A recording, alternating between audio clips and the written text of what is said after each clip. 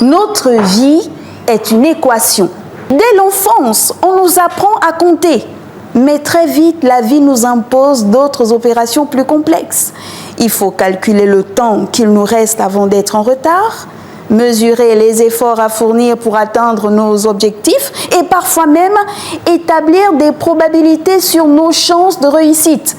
Combien de zéros faut-il sur un compte bancaire pour être tranquille? Quelle est la rentabilité d'un diplôme par rapport à son coût?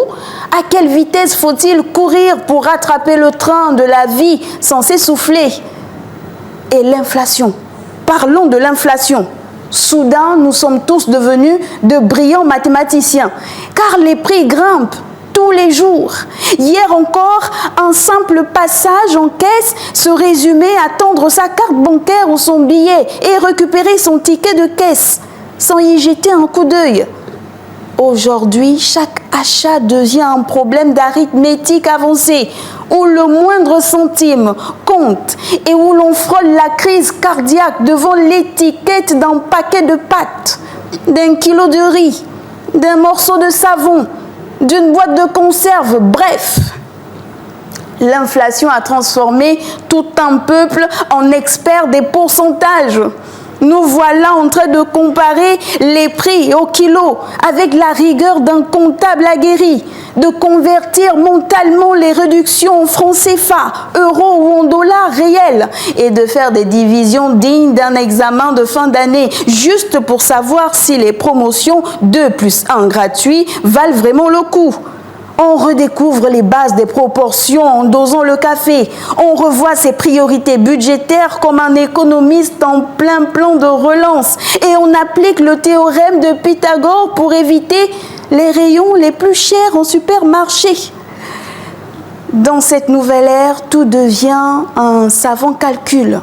Vaut-il mieux acheter du beurre par 200 grammes ou 250 grammes ou 500 grammes? Peut-on encore se permettre du fromage ou devient-il un luxe réservé aux grandes occasions? À ce rythme, bientôt il faudra une calculatrice scientifique intégrée au caddie pour éviter le choc une fois devant la caissière. Après tout, l'éducation financière est un enjeu majeur.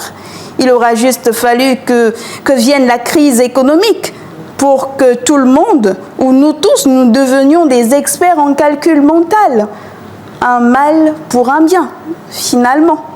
Les mathématiques sont également et surtout dans nos relations humaines. Les affinités se résument parfois à des algorithmes. Les comptabilités amoureuses s'évaluent sur des applications qui prétendent transformer l'amour en science exacte. Et les réseaux sociaux calculent la valeur d'une amitié en nombre de likes. Même nos émotions semblent modélisables. Trop d'attentes et c'est la déception. Trop peu et c'est l'indifférence. Un vrai casse-tête d'ingénieur du cœur. Et puis il y a la grande division sociale. Pendant que quelques-uns, oui, quelques-uns seulement, empilent des chiffres sur leur compte offshore, d'autres comptent les centimes en fin de mois. Ah, l'arithmétique du monde est d'une froideur implacable. Les mathématiques sont partout. Elles régissent les taux d'intérêt de nos crédits. Elles décident du prix de l'essence. Elles nous imposent des délais, des statistiques et même des probabilités de réussite amoureuse.